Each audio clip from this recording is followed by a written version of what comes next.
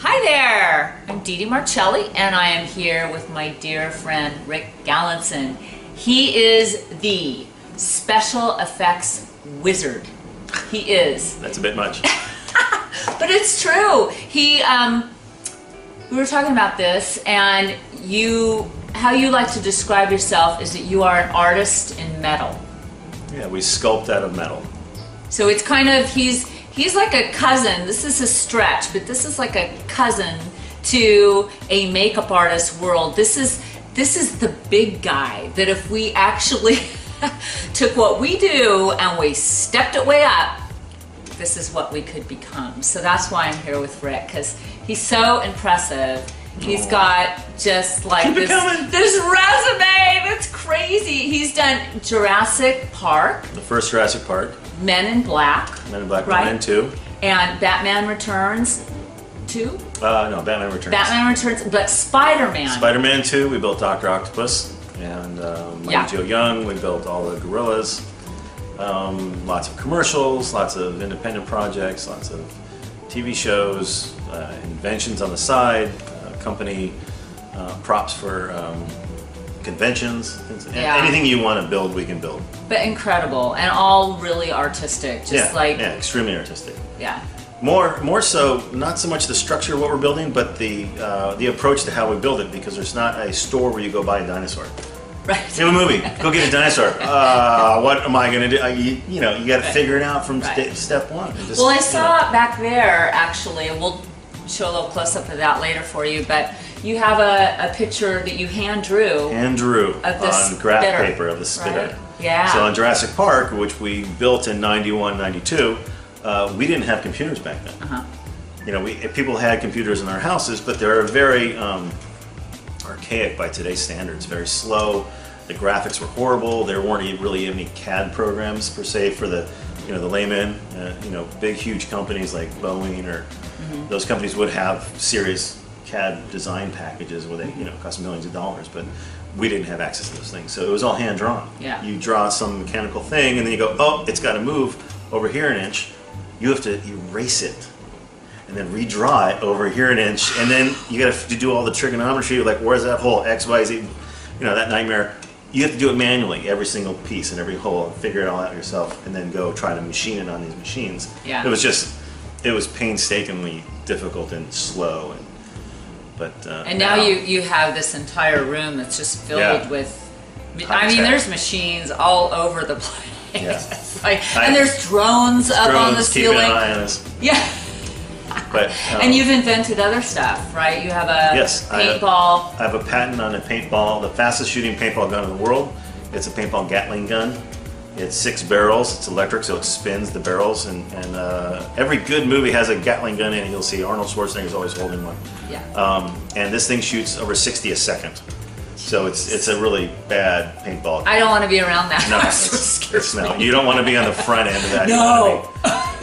And I built some remote firing stations, so you can actually be sitting back here with your coffee, the Jurassic mug, safely in the bunker and operating the gun out in the field somewhere a mile from you and having it do all the dirty work. Oh man, that is so cool. You know what? I am fascinated by you. I think you're like one amazing man, and you're fantastic. Isn't she lovely? I want to know who are you and where were you born and how did you end up in this position in life? Because I think it's just it's something that everybody would want to hear. It's actually a pretty good story, if I would say so myself. Okay. I was adopted, and I consider myself the luckiest person I've ever met, because I was adopted into such a great, loving family that gave me all the education I ever wanted and the support and the family. It was great. And then from that, I went to college. Where was that? I went to USC. Okay, so you were in California. Yeah, I grew up in San Diego. I was born in Seattle, adopted to a family in Minnesota. Then when I was 3 and a half, my family moved to San Diego, and we grew up in La Jolla. And back in the 70s, it was a real kind of small town feel. So grew up down there, very outdoorsy. Of course, we didn't have video games, we didn't have anything, so you had to just make up toys because we didn't have any toys. So we just built stuff out of broken things, or had a lot of Lego. Lego was the #1 toy. And then I went to school in Los Angeles, so I stayed in Southern California pretty much. And went to USC, and I got a degree in biomedical engineering, and graduated in 1990. Yeah, sounds fancy. Come on! Yeah. Who knew? Look at this face.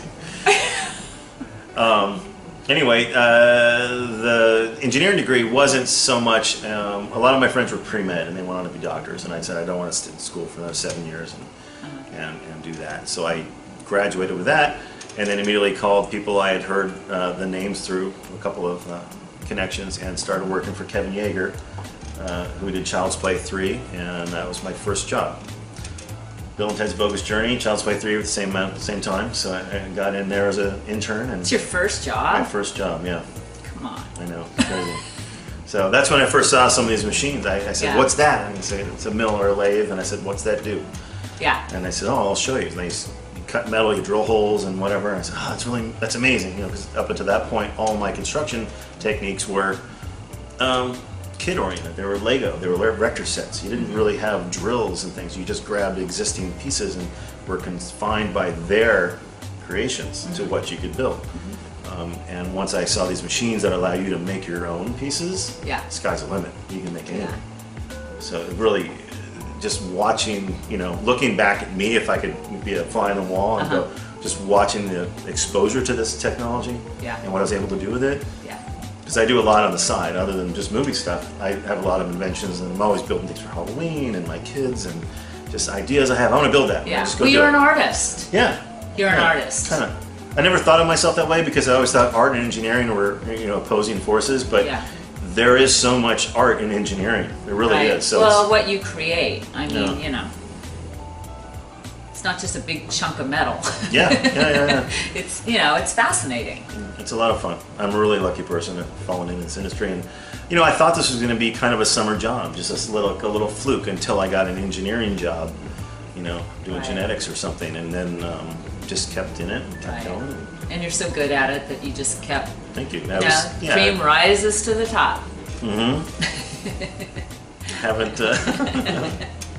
I haven't failed miserably yet, so I'm still into the industry. That's good. And I know that he's working on something right now that I had asked if I could come over and, you know, go over to your set, and he had signed an NDA. Yes, we can't talk about a non-disclosure agreement. As soon as the things we finish air, then we can talk about them. But until then, we got to keep our mouths shut, just to make it more exciting for the audiences.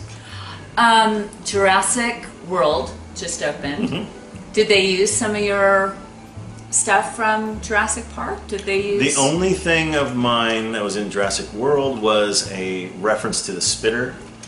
On Jurassic Park, I built the spitter. That was mine. And at the very end, there's a hologram of where there's usually a raptor, and then all of a sudden they run through it, and it changes, and it's the spitter, and the raptors are like, hey, and they get distracted by this thing. Gives the good guy time to get away.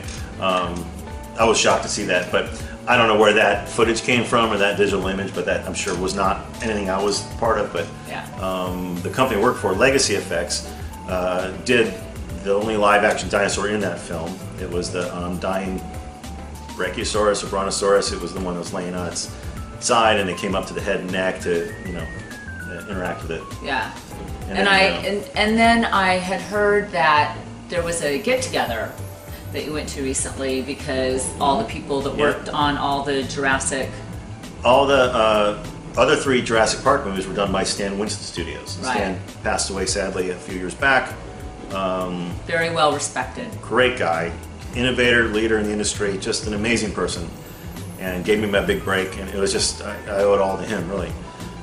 His son, Matt, has started a company called Stan Winston School of Character Arts. And that's an educational program to teach people about special effects. If you want to sculpt or do molds or punch hair or paint or do skins or do mechanics, electronics, whatever it is that we do in animatronics, which covers a lot of things, he has lesson plans. You know, so you buy a DVD or you download the stream, and you learn how to do that.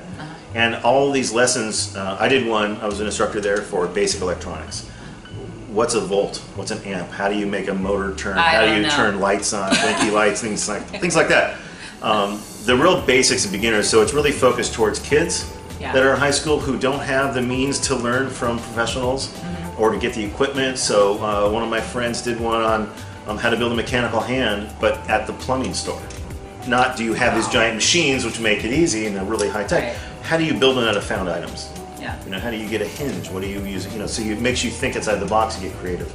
So that's where we're focusing, to try to motivate the kids and inspire them and say, look, you guys can do this. We did it, and now we're here. You guys can follow your path. I think that's great. It is. It's been really fun. And that's why we want to do this interview, because I want people to know what you do, how you got there, you to give some ideas. Like if you were to tell someone that was thinking about doing what you're doing, what would you say? Do you have maybe a road that you think might help them? What is that? The road that I took, I'm one of the only engineers that I know that's in the effects industry as far as on my side of it.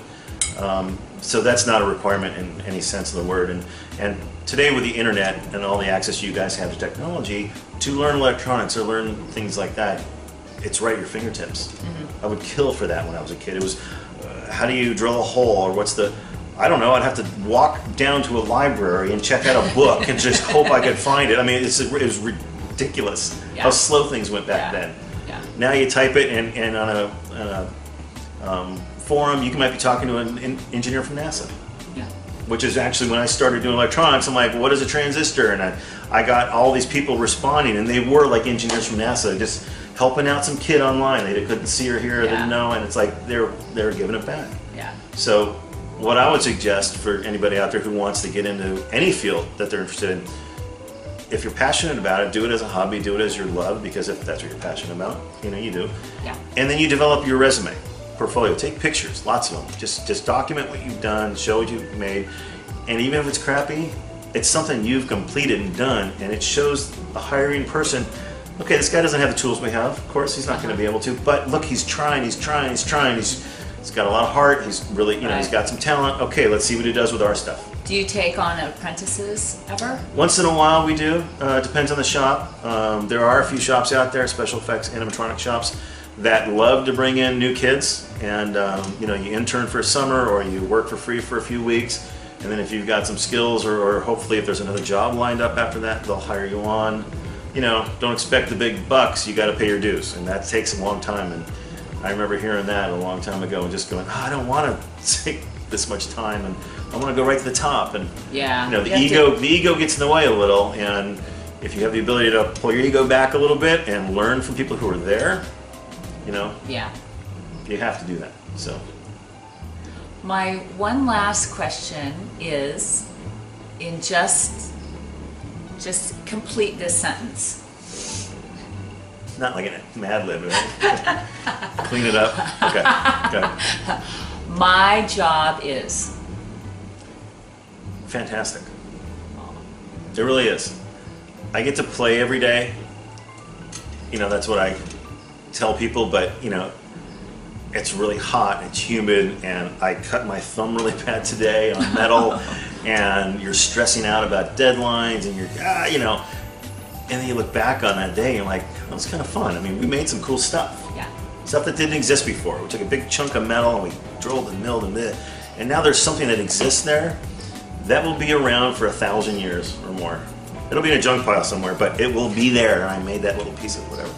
But when I had kids, I would work for these companies and I would build things, these creatures and whatever, and then they would stay with the company and I would leave and go to the next shop, the next job, and they would own that stuff. And so after a couple of years of this, people are like, hey, show me something you built. I say, well, I don't have anything I can show you. I don't own it, it's not mine, it's gone, it's whatever.